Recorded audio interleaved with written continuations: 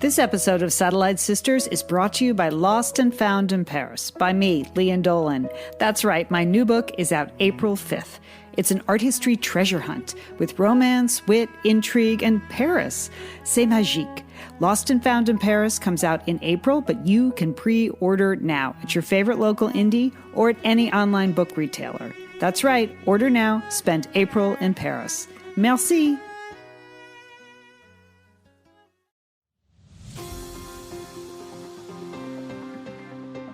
You're listening to Satellite Sisters. What's a satellite sister? The person you call when the best thing in your life happens or the worst. The person that gets you up, gets you going, and gets you through. And every once in a while, changes your mind. This podcast is part pep talk, part weekly check-in. Like grabbing coffee with a friend. Thanks for being here. Welcome to the Satellite Sisterhood.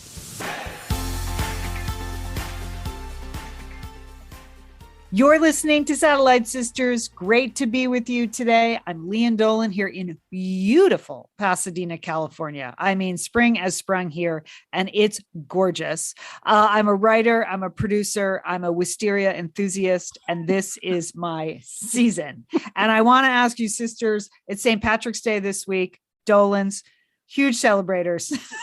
Julie, you got green beer all over you. I know it. So what is your favorite thing about St. Patrick's Day? Julie, you have. Hi, this is Julie Dolan. I'm in Dallas, Texas. I'm a podcaster. And Lian, I have to say, for me, it's going with the fake Irish brogue, which I love to do on St. Patrick's Day. You know, I was rewatching some of those Irish Spring ads where they go, you remember those? Yes. Irish Spring. And I like it too. Wow. Ooh, don't quit your day job. See what I mean? I'm going to have fun. Some of the Irish Spring ads. There's a whole YouTube channel now, Liz, of Irish Spring ads. Okay. Really? Wow. Okay. All right. Well, this is Liz Dolan. I'm the middle sister. I'm in Santa Monica. I am a marketer. And I got to say, St. Patty's Day, it's all about the music for me. Come on. The music, you got to admit, it's wonderful. Irish music. It's a great holiday for great music. I mean, we grew up in a house where like the only albums our dad, well, there were two. He had Jacques Brel is alive and well and living in blah, blah, blah. Okay. So they either played that or it was the Clancy Brothers, right? Clancy Brothers, morning, noon, and night. So I love me a good Clancy Brothers tune. Okay. I have to say, I enjoy Irish soda bread. It's so basic. I like it too, Liam. Okay. I was going to say something about cooked raisins, but never mind. Oh, okay. Maybe you'll do the whole show in that fetching brogue. No, I've only... Okay. All right. Today on the show, we're going to do a couple of follow-ups. We talked about Normal, Indiana last week. We have some breaking news on Normal, Indiana. Julie, finally, one of us is tackling crypto. Thanks, Julie. Yes. Oh, yeah. I mean, we're going to have a big crypto and NFT discussion later in the show. Oh my God, my head is spinning already. Great. And then Liz, you sort of got a back channel, safe for work kind of question that you're going to tackle on air here. Yeah, I think it has a lot of issues related to women and work and marriage and work. And so I thought we could all talk about it together. Mm-hmm. We have some entertaining sister recommendations, some updating of the book tour news, and a couple of just sort of show notes about what's going to be happening on Satellite Sisters this month. So stay with us. But Liz, speaking of St. Patty's Day, what's happening? You have a special St. Patrick's Day cooking with Liz. Breaking St. Patty's Day news from the Cooking with Liz desk.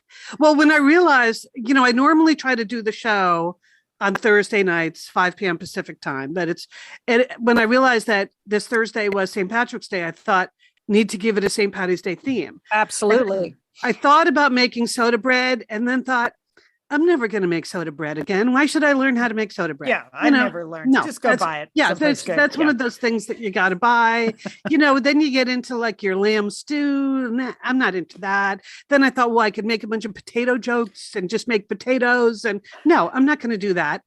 I thought back to the one time I visited Ireland. I went there on vacation once with my friend Catherine. We drove all over. The most delicious food we had in Ireland, especially on the west coast of Ireland, was the oysters, sister. Mm. It's just, Oh. they have the most delicious seafood in general in Ireland, but those cold Atlantic waters off the west coast of Ireland, the oysters were insane.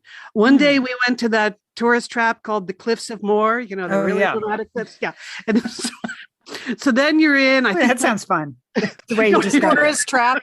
Oh, such memories, Liz. Because they look beautiful in movies. They are. Yeah. So, no, it was worth going. You're driving through County Clare. It's the drive there and back, even though I was doing all the driving on the wrong side of the street. So I could hardly look at anything because I was just trying to not run into one of those adorable stone walls they have everywhere. Anyway, so we went to Cliffs of Moher. We're driving back to where we were staying in Galway City. And we stopped for lunch at this little just roadside place.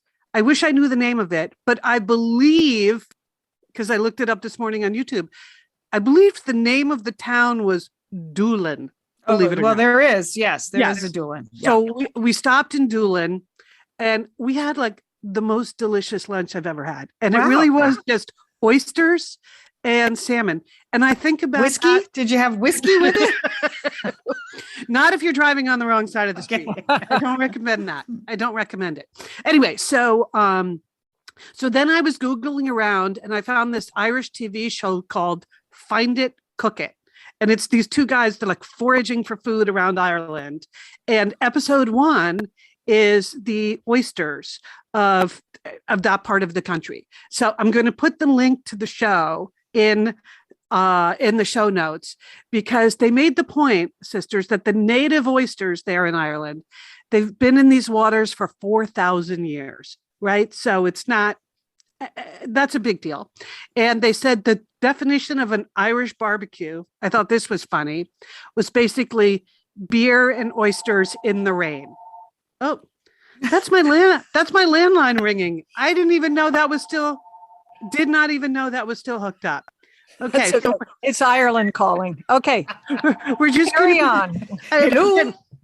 Anyway, so beer and oysters in the rain. I thought, okay, well, there's your St. Patrick's Day if you're actually in Ireland. So what I'm going to do, just to cut to the chase, Thursday night, 5 p.m. on the Satellite Sisters YouTube channel, I'm going to teach myself to shuck oysters. Oh, brother. So, I mean, I'm sorry, Liz. You know how dangerous. Do you have any equipment, Liz? Have you gotten on the blower to get yourself some? What do I need? I mean, I know I need the fancy knife, right? Oh, Liz, well, you got to watch some YouTube videos, because otherwise you won't have any digits left after the end of it. I mean, it will make for a great TV, Liz. That's what I thought, Jill. That's exactly what I was thinking. No, but my son Nick loves to shuck oysters. Okay. But he has equipment. He has an oyster glove. He has an oyster knife, and he has an oyster board where you secure the oyster. So as you're trying to apply pressure to open up the oyster, you don't slice your hand off. So, okay. Well, I'm going to have to get on the blower. You're right. Oyster board. I've never even heard of that. Anyway, that's what I'm going to do. I'm just going to, so I may not cook anything. Though Lian sent me this amazing recipe for how to grill oysters. Oysters are delicious. Yes. Yeah. But I don't think I can go out on my terrace. I don't think I can shoot that. It's too complicated. No, not when you're bleeding to death. Yeah. Not when you're... I know. Anyway, so this was a very long promotion for eating oysters on St. Patrick's Day. Okay. Sorry about that, but that's what I'm doing this week. Thank you for asking. Okay. Okay, is the show over, or can I tell you about my spring break? Thanks for being here today. Okay. Spring break. Lian, it was spring break this weekend, and I went on spring break with Liz. Okay. Yep. That's great. And I recommend this. Okay. Spring break. What do you want? You want sun and fun. That's a lot of people all over the country. That's what they're seeking. So, but I didn't really make any plans till about 3 weeks ago. And then all of a sudden I had a plan, and I called up Liz and I asked her a question. I said, hey, this is really short notice, but do you want to join us, my husband and I, at the Indian Wells? I had not even gotten out the words tennis tournament before Liz said yes. Okay. Yes. That's what it's like going on spring break with Liz. She's just all in right from the beginning. Now, okay, just so listeners don't get upset, I, of course, was thinking of you, Lian, as well. Yes. But I know you're writing a book, so you were not invited on spring break weekend. Okay. Right. So, Lian, I hadn't even gotten to the part about Palm Springs. Liz, within 32 minutes, had already booked her hotel in Palm Springs. Okay. That's the way it is on spring break with Liz Dolan. Okay. There's a lot of excitement. There's a lot of momentum about this. And for those that are not tennis fans, the Indian Wells tennis tournament is now, it's one of the most popular major tournaments. They call it the fifth major behind the US Open, Wimbledon, French Open, and the Australian Open. You get all the big players go. It's in Palm Springs, which is... So that's just a short drive for me. A couple of hours, boom, I'm there. Right. And so it is an amazing thing to go to. Other thing when you go on spring break with Liz is she has her own transpo. She gets her own things. This was a very, I would say, you don't just show up at this event. There were multiple apps, right, Liz? We had, oh my God. We had just downloading. You had to download the ticket app, then you had to download the event app, and then you had to download the vaccine verification app. And then a parking app and a parking app. A parking app. Yeah. So 4 different apps. Okay. And no cash at all at this event. You are not allowed to use cash, which really threw my husband off. He likes, he enjoys cash. Cash is king. Cash. Yeah. But first of all, it's spectacular weather. We got the sun part of it. We got the fun part of it. You get players from all over the world coming. And you know what else you get? You get fans from all over the world. So it has a really nice international feel about it. There are people that are, cheering in all kinds of languages for all their favorite players. And that made it very special for us. I mean, a lot of Spanish flags, Lian. We saw Rafa Nadal. A lot of Spanish flags in the audience, which is great. Nice. Yeah, that adds a certain je ne sais quoi. I didn't know that about Indian Wells. Like I knew the players showed up, but I didn't know the fans showed up. The fans show up. There was a great deal of support for the Ukrainian players. The Ukrainian players were playing in the country's colors of yellow and blue, and they were flying the Ukrainian flag, in support of all of the Ukrainian players. But yes, and we were with friends who are actually from Spain, and so when we were watching the Rafa Nadal event, knew how to say "Vamos, Rafa" in a way that sounded very authentic, So, it's the kind of thing where you watch tennis and then you can move from watching it in a stadium to watching it in smaller venues, and you can be up close and personal with all kinds of players, both men and women. Didn't you think it was great, Liz? It was really great, really fun. We saw Emma Raducanu, who won the US Open last year. I was saying to Julie, like, she can get down so low with her shots that my knees hurt just watching her, but it was a lot of fun to see her. We walked around to some of the other courts. When you see the pros play doubles, it's so unbelievably fast. Your head is just whipping around. Is it better than pickleball, Julie? Absolutely, Lian. Okay. There was absolutely. Yes, it was amazing. This was all tennis, no pickleball here. This is a great event for Satellite Sisters. There were lots of groups of women's tennis teams there, just enjoying themselves, being together on a little road trip. I think that was fun. But also, it was so fun to be with Liz. And although Liz it was never your sport playing tennis, Liz. No. But, you can take Liz to any sporting event, and she's got such deep knowledge of that event that, she just is so interesting to be sitting next to, right? I mean, you knew tidbits about all kinds of players, right? Yeah. Well, but Julie at one point, you know how you can buy those like things you hang on your ear now, and you're getting the live radio broadcast, you're getting the play-by-play, and it's free. And Julie's like, you think we need those? I was like, no, because you do that. I don't need, I'm getting that from you. I'm getting that was a swinging volley. That should have gone deeper. It's constant flow of analysis, like game strategy analysis from Julie when you're sitting next to Julie. So it was all good. And we went for it because we were in Palm Springs. We were staying in a giant resort. Lian, this resort was so big that to get to the pool, you had to take like a Jungle Cruise boat to get there. I mean, wow. That seems out of character. It took like 20 minutes to get to our hotel rooms. That was a miscalculation. Next time, we're going to downgrade the hotel. Yeah. But it was a great spring break event.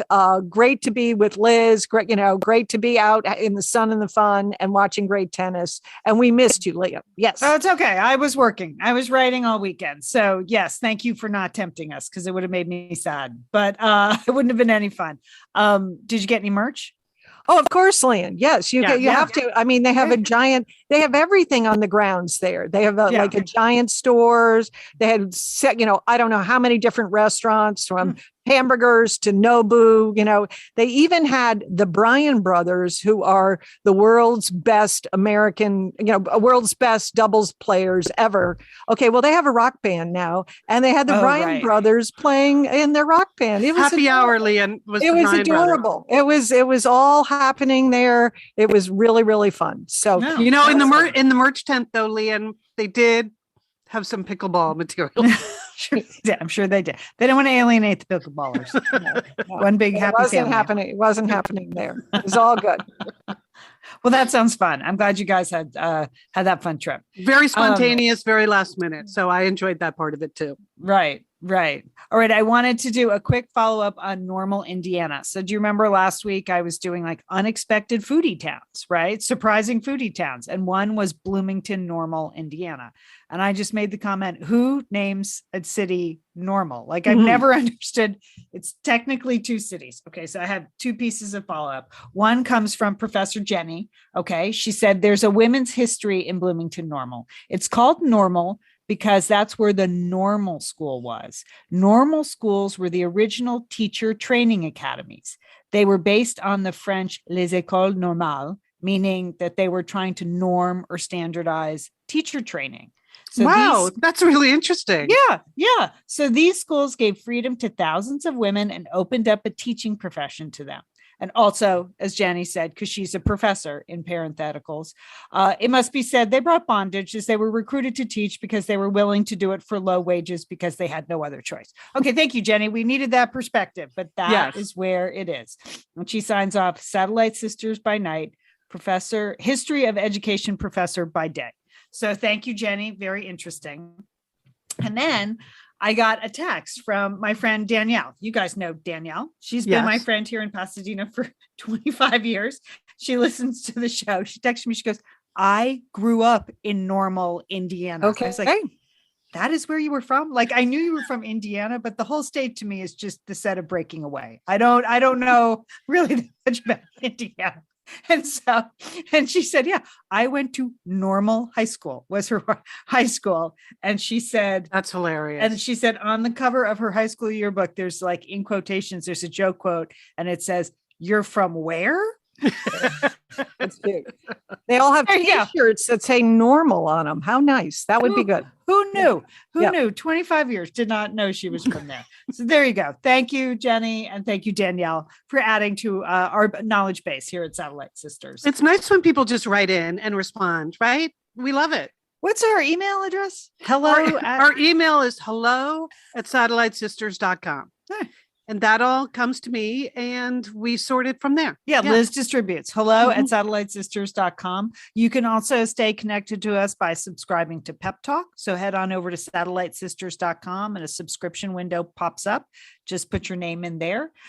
We have an Instagram account @SatSisters that we post at. We, of course, have this private Facebook group. That's just a font of information. You do have to answer the questions to get in. Again, I love our answers. I love our group. How do you listen to the podcast? I don't know. That purple thing on my phone. I like it. That's fine.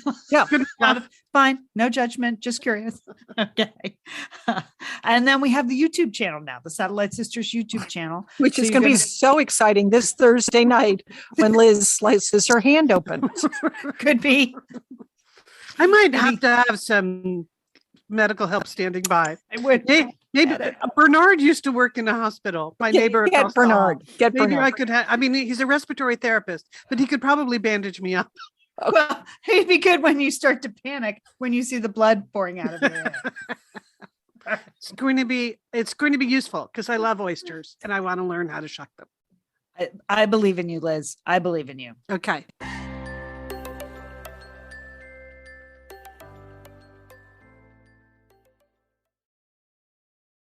A big thanks to KiwiCo for supporting Satellite Sisters. KiwiCo delivers monthly science and art projects that celebrate a kid's natural curiosity and sparks a love of lifelong learning. With KiwiCo, kids explore different STEAM topics each month, ranging from rainbows to rocket ships to everything in between. Urbanana, you are our official KiwiCo ambassador. What's happening with Lian, KiwiCo I just at have your to house? say, I was crating yesterday with grandsons, Peter and Ben. They love these, Lian. They're very stimulating. I've talked about how age appropriate they are. Whatever age is your child, your grandchild, your niece or nephew, they have crates that are really targeted to their skill level and their imagination. I have to say, Ben, who's in 7th grade, he asked me if I could get some more of the Tinker crates because he loves those. He finds them really challenging and fun to do. So that's what I'm doing right after the show, Lian. I'm ordering crates because, spring break is here. You could run into a rainy day. And of course, Nana Camp is right around the corner. This is a great gift. Don't wait to do this. Right. Don't wait. That's the key. Cultivate your child or your grandchild's natural creativity and curiosity with new hands-on projects every month. They'll explore new worlds and rediscover familiar ones without leaving home, from discovering the science of magic to engineering a domino machine and more. As a parent, it can be hard to find creative ways to keep your kids busy and challenged, but you heard Urban Nana. They keep her grandkids busy and challenged. So if you want to stock up this spring on your own KiwiCo crates, here's what you do. You step into spring and celebrate the season of discovery with a KiwiCo subscription.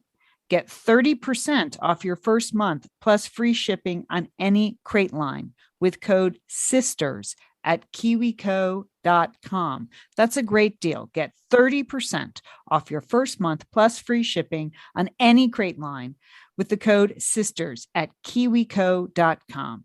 And KiwiCo is KIWICO.com. Promo code SISTERS. Thanks, KiwiCo.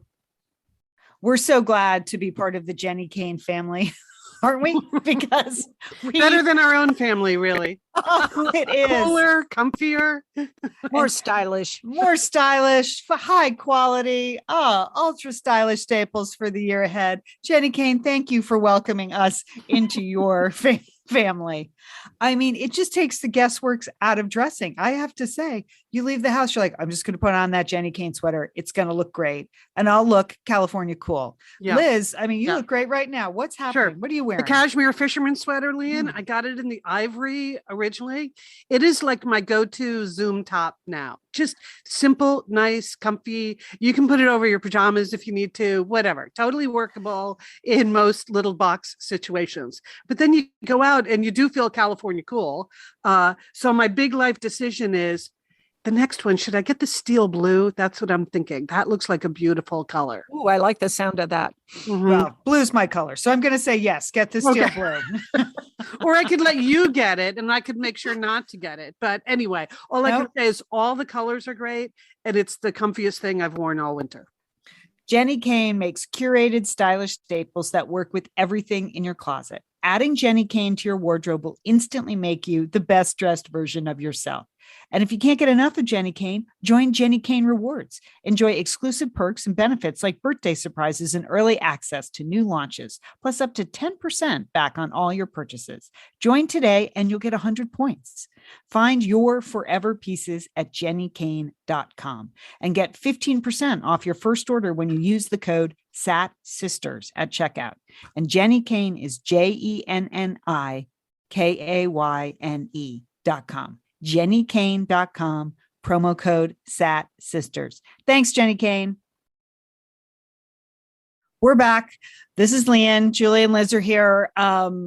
This week was the International Women of Courage ceremony in Washington, D.C. Now, longtime satellite misters and sisters will know that I've been working on this as an event for the last 7 years. The State Department gives away, honors these incredible female leaders from all over the world, usually between 8 and 12 leaders. They bring them to Washington, D.C. There's a big ceremony there. And then an organization I belong to, an NGO, raises funds for these women, and we throw them a big celebration in Los Angeles a couple weeks after they arrive in the States. So this year, of course, they could not come to the United States for the second year in a row because of the pandemic. Many of them are coming from countries that don't even have vaccines yet. They just didn't have the standards. And then, of course, there was this giant international incident, which wouldn't have made it safe for many of them to travel. But yesterday at the State Department, they still had the ceremony with Secretary of State Blinken and First Lady Jill Biden speaking and then introducing these remarkable, courageous female leaders from all over the world. I just find it so inspirational, but also just personally connects me to the world in a different way. Since I've been working on this, I've had the opportunity to meet many of these women in person, women coming from Colombia who are environmental justice warriors there in Colombia. Or this year, there's an incredible woman from Brazil. She's a female prosecutor from Brazil fighting government corruption. There's a foreign minister from Liberia. Imagine how hard it is to run and organize a new government in Liberia. She's a foreign minister there. I mean, I've met extraordinary women from Yemen, from all over the place. There have been 80 countries, 160 women. You meet them, we interact, we're able to stay in touch with these women thanks to social media in many cases. So it just is a very personal way to interact with the news of the day. And in 2014, one of the International Women of Courage was from Ukraine.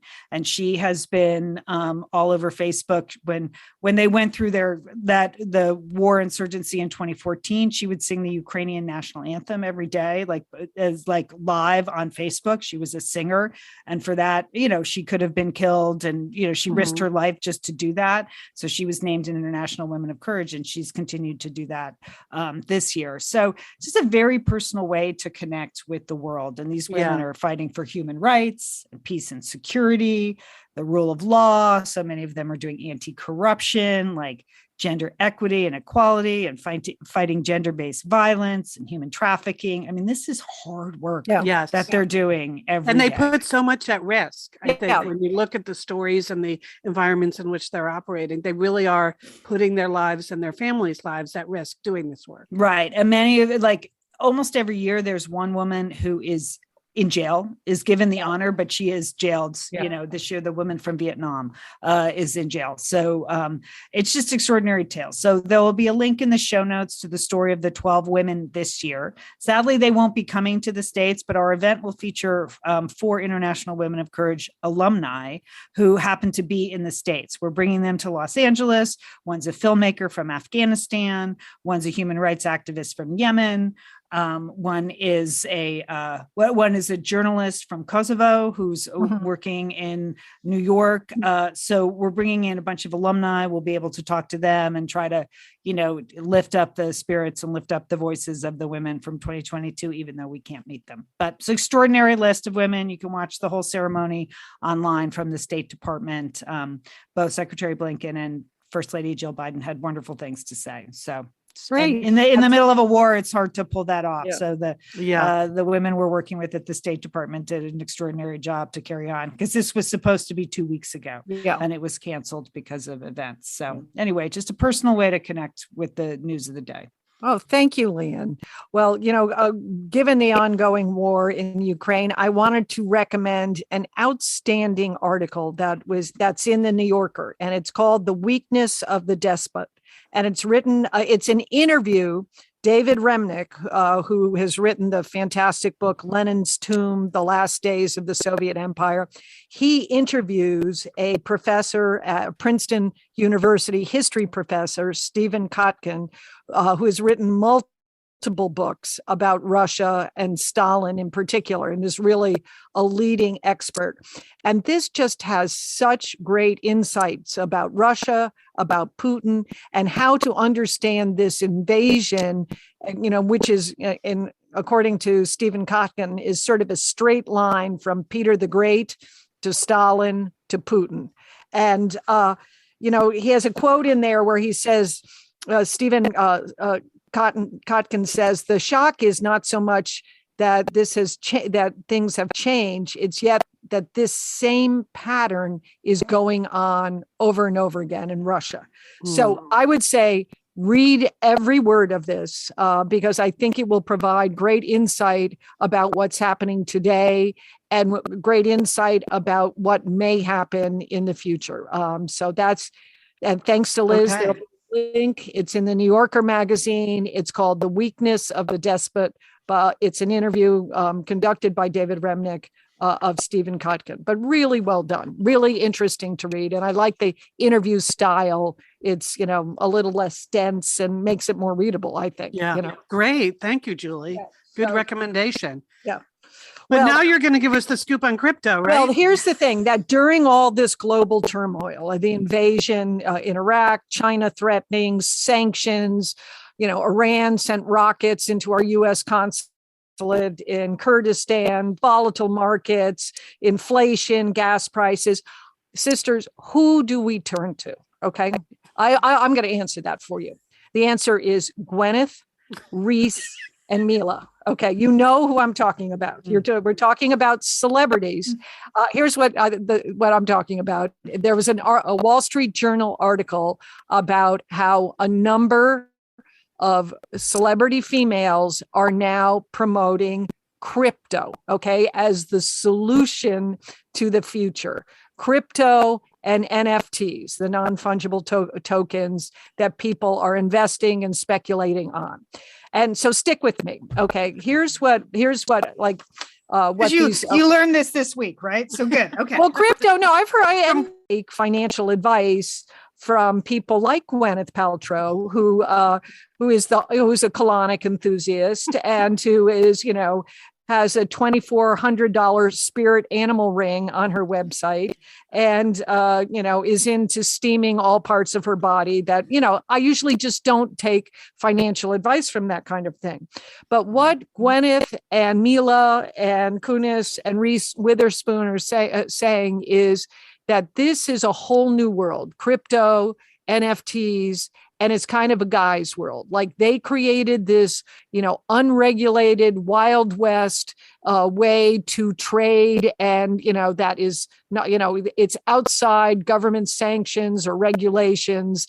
And if women don't get into this, they are going to be totally, they're going to miss the next big thing.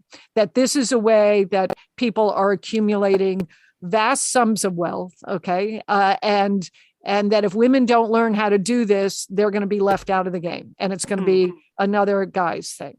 What do you think about that? I don't know. Okay, that is a really good pitch. When you put it that way, you think, well, you should at least understand it and know about it. But I don't know. I have a very close friend who you guys know who sat in on a webinar with Gwyneth explaining all of this. Wow. And she said she got off the webinar and was super fired up. Okay, this is it. And then go talk to a woman she knew who was a real financial expert whose point was, oh my God, no, do not do that. So yeah, if it's really going to be the currency of the future, we need to understand it. I personally am not ready to start moving my own cash money into crypto money. I don't know. Lian, do you have a POV on this? Our investment group is actually, I'm in the all women's investment club, right? Yes. And we are actually having a guest speaker next meeting who's going to talk to us about crypto, because I think about half of our members are very excited. And I am the part that is not very excited because I remember Beanie Babies and they were supposed to be crypto. Yes. And I spent a good portion, many hours in line at McDonald's getting those Happy Meals to collect those Beanie Babies. And if you like some of those NFTs, they're in the closet right here. I'd be happy to sell you those NFTs. I mean, I don't know, especially the NFTs. When I see people listing their jobs as well, I was a lawyer, but now I'm creating NFTs. I was like, so you're not really an artist either. It's just, you're just what is it? It's just people who can't spend crypto anywhere buying stuff. I don't know. Created. I mean, It's very confusing to it me. is. So it is confusing. I do take book recommendations from Reese with a shirt. I like her book recommendations, and she's involved in NFTs because she wants more women artists to be able to benefit from this whole currency trading. Sure. Yeah. Okay. Okay. So that seems like a good goal, but again, it's highly speculative. It's not regulated. This is the kind of environment that's ripe for fraud and for misuse and all other forms of bad stuff. That's what I would have to say in my non-expert opinion. So, but I think the article did prompt me to think, I would like to learn more about this. Right. Yes. I mean, I would like to figure this out. And then there's the whole issue of like people not paying taxes, who are dealing in cryptocurrency. I certainly don't need the IRS involved in my life, so this would be something else to consider. Just seems like a giant money laundering scheme to me. I know it's more than that, but I just kind of get stuck on that. Yeah, we've been wrong about every technological advance in the last 20 years on this show. Okay, so we're going to in 2032, when you're listening to this, I know, when 2024, Liz, when we're listening to this. And that is how people trade. But I think to be committed to learning more about it, I think it's a good thing to do, and not having women be left out because it was created by some, tech bros. Yes. Exactly. Okay. Money laundering bros. Yeah. I think that's harsh. We don't have evidence that they're money laundering. We don't know what is. I think it is by definition money. Okay. All right. Okay. You're right. Mm-hmm. Yeah. We should understand it. Can we move into something a little more practical when it comes to money and finances? So I got a letter. As many of you know, I did a podcast called Safe for Work. So it was workplace advice. And I still occasionally get like a back channel email, someone asking me for advice. And most of the time, I don't bring it to Satellite Sisters, but this is a longtime Satellite Sister listener who wrote to me and had what I thought was an interesting sort of personal dilemma that you guys would also have a perspective on that I don't have. So I want to share some of the facts with you. I'm going to have some advice, and then I'm going to ask your advice on a specific part of it. So I'm just going to refer to her as Insurance Boss. So Insurance Boss wrote in and she said, I started working for a Fortune 500 company in their life insurance division 16 years ago. I've earned several promotions and worked my way up to the highest level of underwriter. I've also earned 2 advanced designations along the way, equivalent to a master's degree in my industry. Now I'm in leadership. I train all the new members. My reviews have been glowing, and I felt quite happy with the whole situation. Now where things get uncomfortable. And then she describes how her husband started working for the same company 9 years ago. He joined in underwriting, which is different than what she does. But he has also done well and worked his way up, but he has no advanced designation. And he was only recently promoted to be just one title behind me.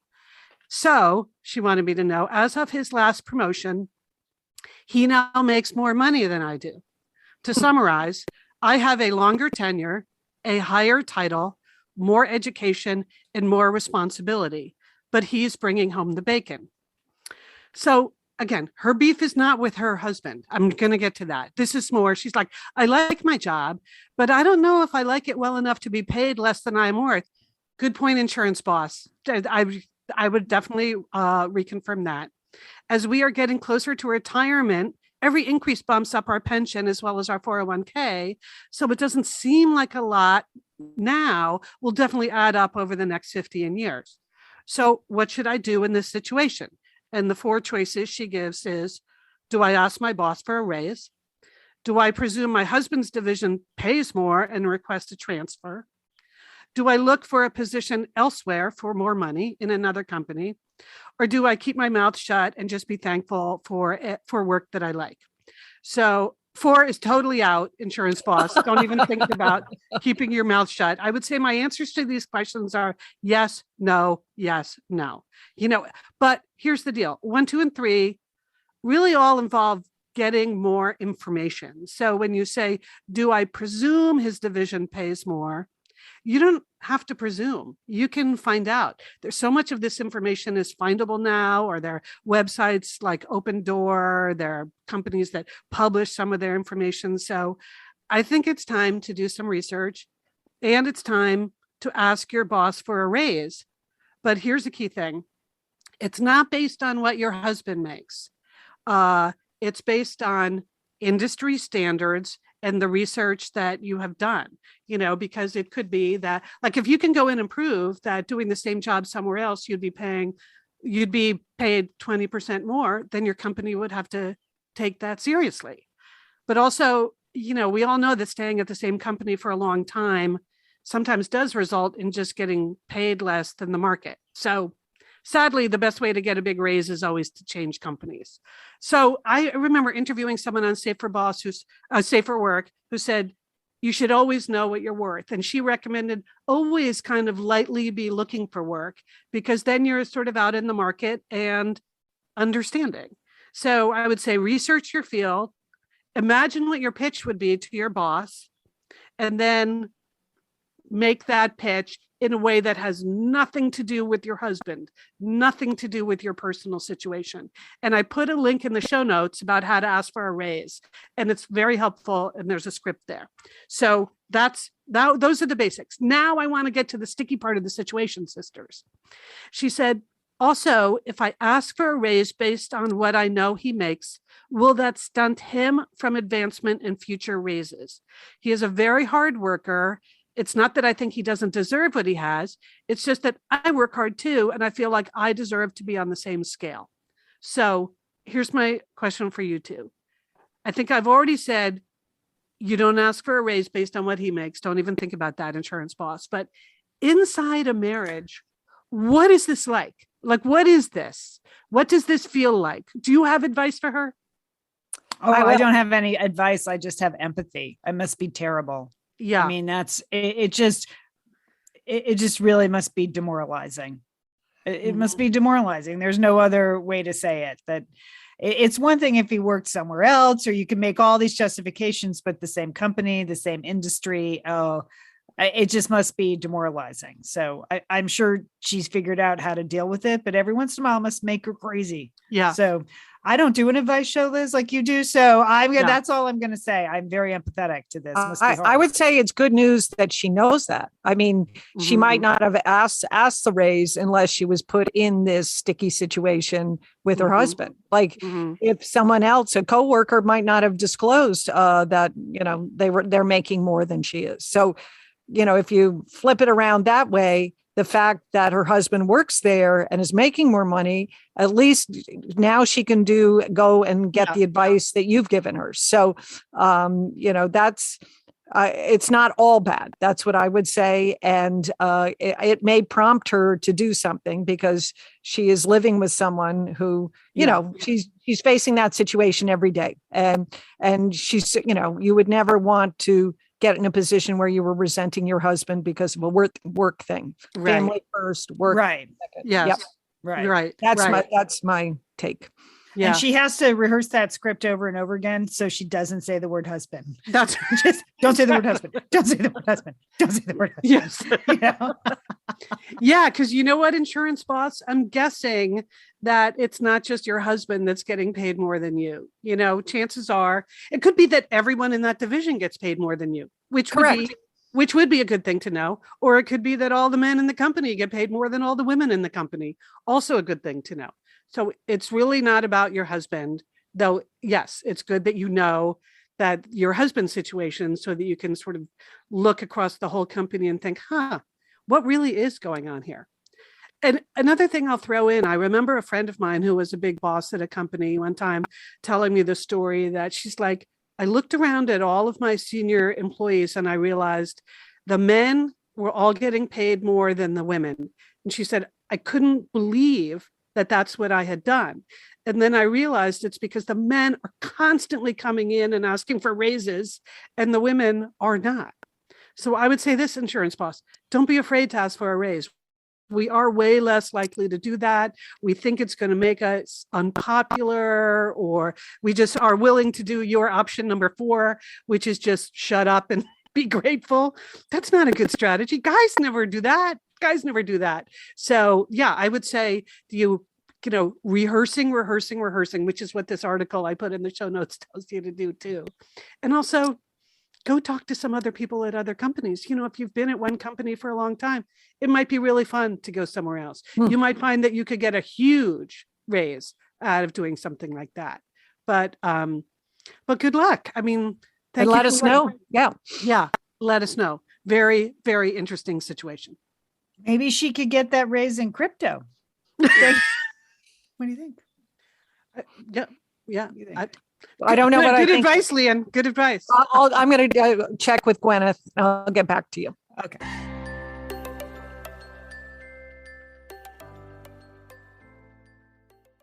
All right. You have heard us talk about Prose, the hair care product that we absolutely love. It's the world's most personalized hair care. And if for some reason you've missed us talk about Prose, here, we're going to talk about it again right now.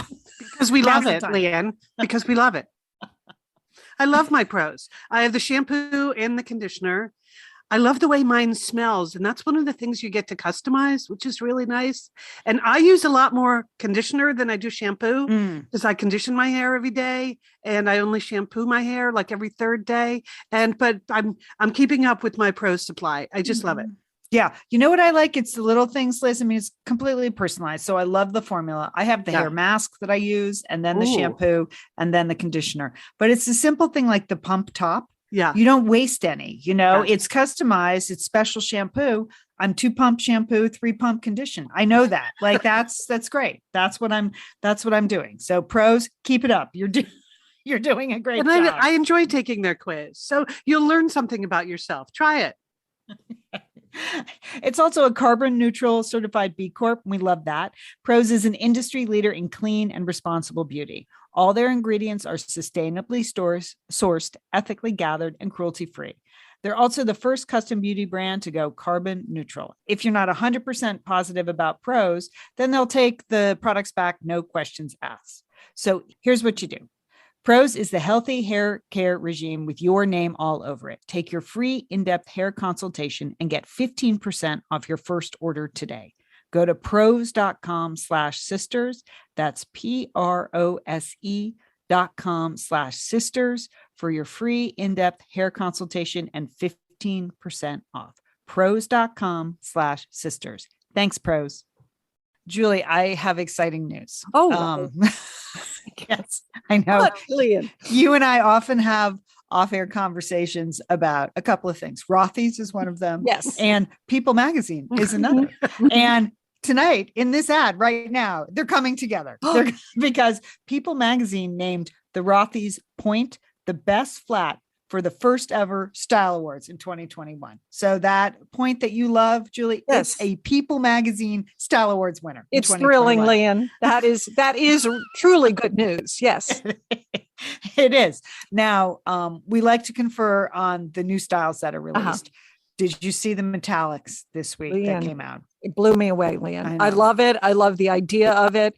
Can you think about, bringing your cute little metallics with you? Like if you're all dressed up, have high heels, but you want to bring a change of shoes. Wouldn't that work? Okay. Yeah. This is the season for weddings, for parties. Okay. You don't want to be wearing flip-flops. Put a cute pair of metallic Rothy's on, right? Exactly. I think people, once you go metallic, you don't go back. You understand the beauty of metallic shoe. Yeah. And Rothy's makes such a comfortable, cute shoe. You're going to want them. I noticed the point is in sort of a silver and the round toe one that I get, that's in kind of a gold. Perfect. Mm-hmm. So just going to be checking in on the Rothy site this week to see, order up a pair of those. All right. We are talking about Rothy's. We love Rothy's. We know you love Rothy's. They're comfortable. They're washable. You can just toss them in the washer so they stay clean and fresh, and they are durable. They last for years. And that's a great thing because it's just a great shoe. So if you want to check out some of these beautiful new metallics, if you want to check out the shoe that People Magazine gave their best flat to, Yes. come on, people. Here's what you do. Go to Rothy's.com/sisters. That's right. Step up your shoes and accessories this spring and get ready to be asked, are those Rothy's? Plus get $20 off your first purchase at Rothy's.com/sisters. That's Rothy's.com/sisters. And Rothy's is ROTHYS.com/sisters. All right, we're back. This is Lian. I just wanted to let people know there are a few dates being added to my book tour almost every week, or I'm nailing down times or locations or ticketed or non-ticketed events. I'm grateful for all the questions on this. So the best thing to do is to go to liandolan.com, click on my events page. I'll be spreading it around. It'll be in Pep Talk and everything like that. But I am trying to update that event calendar as I have information coming in. I will be at the LA Times Festival of Books. I will be on a fantastic panel with a lot of great writers. Good. I cannot announce the panel till March 16th. So tomorrow I can tell you who's on it and who I'm with and when the day and time is, but they've asked us to wait till March 16th. I'm going to be at Vroman's here in Pasadena. That is on April 6th. I'm doing a writing workshop in Northern California. There are still a few more slots for that. It's a full day on hands-on humor writing workshop. You get a copy of the book. You can show me your work. We can talk about it. If you have writer friends in Northern California, great. That information is on my events page. And then I'm happy to see so many Satellite Sisters and Misters are going to be in Corte Madera. That's the Northern California book signing I'm doing on Sunday, April 10th. So those are the first couple of events for the book tour. Are you psyched? You must be psyched. Yeah, I'm psyched. I am psyched. I'm getting psyched now. Yeah. I mean, I need to get my act together. Like I need, I mean, I'm just out of practice, like going out, doing things, going out. I'm out of eye makeup. I realize I got to get new eye makeup, Oh, wow. Okay. I'm doing a couple of virtual events this week, which will be good practice. I like to really kind of think about what I'm going to say about the book. And I do prepare that material, my book talk. And I haven't really had a chance to do that because I've been writing this other book. So I have the next couple of weeks to really get my act together. But I am excited. I'm getting very excited. Good. Yep. Okay. All right. Well, now it's time for little entertaining sisters. And I have a movie recommendation, something you've probably been hearing a lot about. The movie is Coda on Apple TV Plus. And you've probably been hearing a lot about it because the actor Troy Kotsur is winning so many of the Best Supporting Actor prizes. And so I thought, what is this about? I mean, it was clear that the movie was about a deaf family, but that's all I really knew. So I watched it the other night. Here's the deal. CODA stands for Child of a Deaf Adult, which I didn't even know that. Did you know that? I didn't know. Anyway, so that's what the title means. And the main character is the daughter, Ruby, a teenage daughter. She's the only hearing member in a deaf family in Gloucester, Massachusetts. And she's 17. They run a fishing boat. So before school, she works on the boat. She has to sort of she's the main way her parents and her brother have with interacting with the community at all, because she's the only hearing member of the family. So you see the kind of pressure that is in her life and how she deals with that. But then also at school, she believes she can really sing, and she joins the high school's choir club. And so there's a touch of glee in here too, because you get some high school singing. There's a great music teacher character in this. So it's really an uplifting, fun movie. Oh, good. She sort of has a little romance with her duet partner, and then she has to decide whether to go on with her life outside of the family or stay at home and just always be the person who sort of connects her family to the community. So really interesting, very fun at parts. I can totally see why Troy Kotsur is winning so many Best Supporting Actor prizes. It's a very unusual character. It's warm, uplifting, and funny. I recommend it. Okay. I like the sound of that. Yeah. It's Apple. I keep wanting to watch it, then forgetting where it is. It's on Apple TV Plus. Yes. All right. Yes. Gonna get some movie watching done. I'm just normally asleep too early. Like, Yeah. that's sad. That's sad. Well, plus, I think if you have any plans to like watch the Oscars or anything, you're going to hear about this movie some Okay. more. So I like to get on top of the things that I think are going to be in the news. So, Coda. All right. All right. This is not really an entertaining recommendation. It's just something I read in People magazine. So we put it in this part of the show. Now, Okay. I, for some reason, started to get People magazine like a year ago. I've never subscribed to People. I guess all the other magazines I subscribed to closed. So they just started sending me People and Southern Living. Okay. So it's a weird combination. But, People is a good magazine. I have to say, there are some ethical journalistic standards here. And the cover story a couple weeks ago was on the model Linda Evangelista. Now, do you remember Linda? She was really one of the original supermodels. Linda Yes. Naomi Cindy Gorgeous. Crawford. Uh-huh. Yeah, she was the face of the late 80s, early 90s. She is the model that had that fantastic line, "We don't even get out of bed for less than $10,000. Do you remember that? Yeah. Which she later apologized for, but do not apologize for that, Linda. That's one of the greatest lines ever uttered in People or any other magazine. So she had that haircut that we all got and looked terrible in, but Yes. she looked great. Mhm. She looked She looked great great in in that it. haircut. So Mhm. here's the thing. She had cool sculpting. She had that, non-invasive, like fat removal surgery 5 or 6 years ago. And she was one of the 1% of people that had a terrible medical reaction.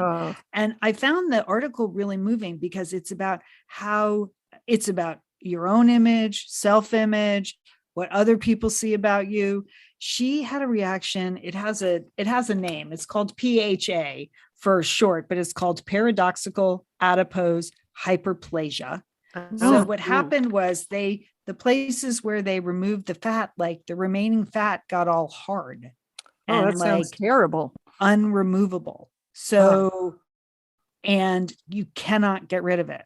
So where she thought she was going to be skinnier or lose some fat, she actually has these hard, uncomfortable bulges. Oh, wow. That sounds If it sounds awful. terrible, it is terrible. And she said at first she thought it was something she was doing. So then she really spun out of control, not eating, trying to diet, trying to lose weight. And when she finally went back and the doctor told her what it was, she just broke down and she was essentially has become an agoraphobic. She's been afraid to leave her apartment for 5 years. Oh, But wow. I mean, it's a long time. So the cover of People, she's just started to come out and talk about it.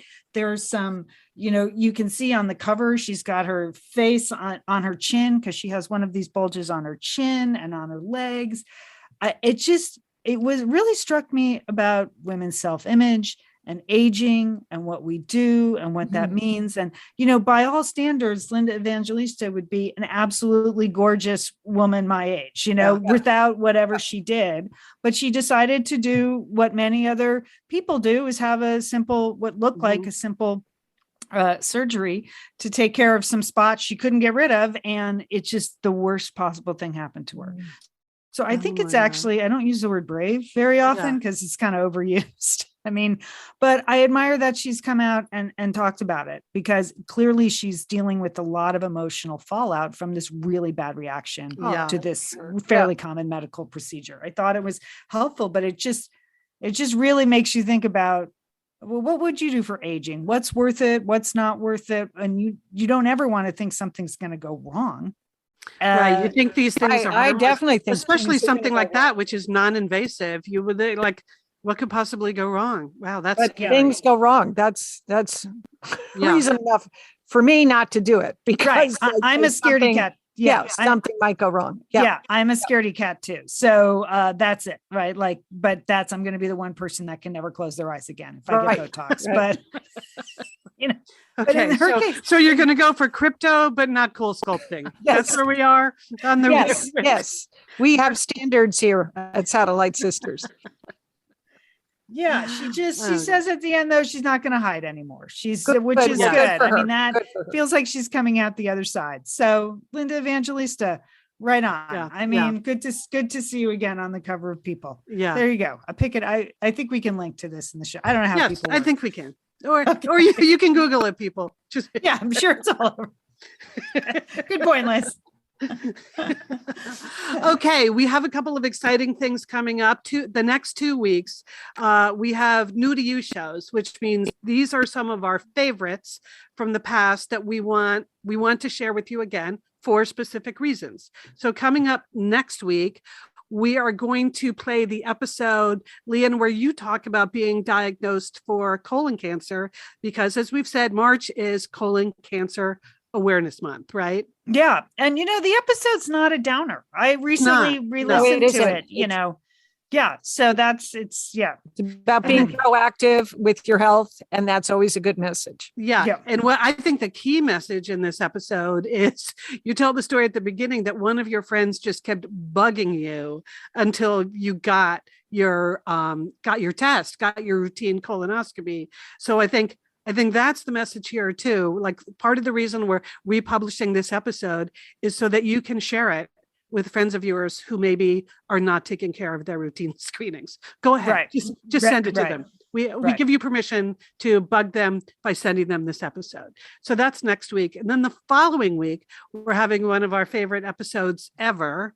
The charming and delightful Rico Galliano was on our show during the summer of 2019. He was my co-host on Safe for Work, but he will also be interviewing Lian at your Romans event on April 6th.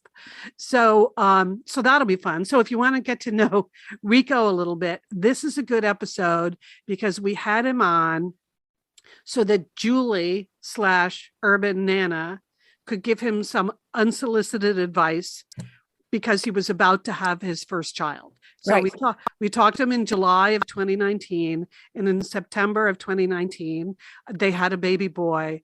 But Julie, there is some first-class Urban Nana advice in this episode. Thank you, Liz. And Lian, I want you to ask Rico how it's going and how some of his sort of pre-kid, conceptions of how it was all going to work versus having a child and how it all works. Yes. Love to know. I can tell you this. I've been emailing him to get a headshot for the Romans marketing stuff. And one response was just like, have toddler, cannot send now. And that was like 3 weeks ago. I finally just took a headshot off the internet. Well, that's good. So that will be fun. So that's next week and the week after.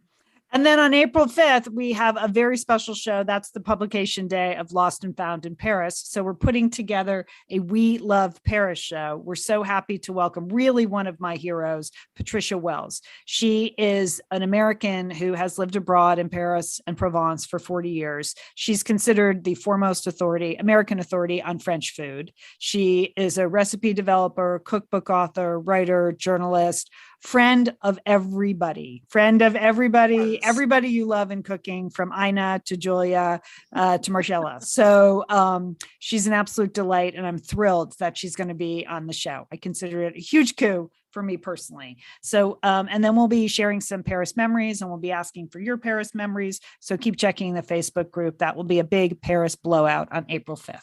I can't wait. That's going to be such a fun show. Yes. All right. That's it for today. We want to thank our engineer, Sergio Enriquez. Thank you, Sergio. We appreciate you. Emily, we miss seeing you, but we love seeing your graphics that you send every week. You can follow us on Instagram at Sat Sisters to see Emily's fun work. All right. Our to-do lists. I'm going to be going on the Wisteria tour of Pasadena. Looking forward to that. My friend Andrew is visiting tomorrow from Madrid, Spain. He's literally writing an article on Wisteria. I was like, well, that's it. He's coming. We're going to do a Wisteria tour of Pasadena. So, because it's in bloom. So looking forward to that. All right, Liz, what do you have? Well, clearly, based on the earlier discussion, I need to stock up on bandages. So I will be going to the first aid department at my local Rite Aid and just making sure I'm ready for the oyster shucking self lesson. Okay. You might want to get some Irish Spring soap too. That may help. Okay. For me, my to-do, I have jury duty. Okay. How about that? That sounds wow. I'm going to do my civic duty next week. Yes. So I'm looking forward to that. Wasn't there some urban legend that if you slept with Irish Spring soap in your bed, like it cured leg cramps? Okay. That sounds like something a leprechaun said. Okay. You know? That's Happy St. Patrick's Day to you. Ooh, I'm gonna do a follow-up on that. All right, we're the Satellite Sisters. Hey, sisters, have a good week. Liz, stay safe. Stay safe out there. okay. You too, Lian. Don't forget, call your satellite sister.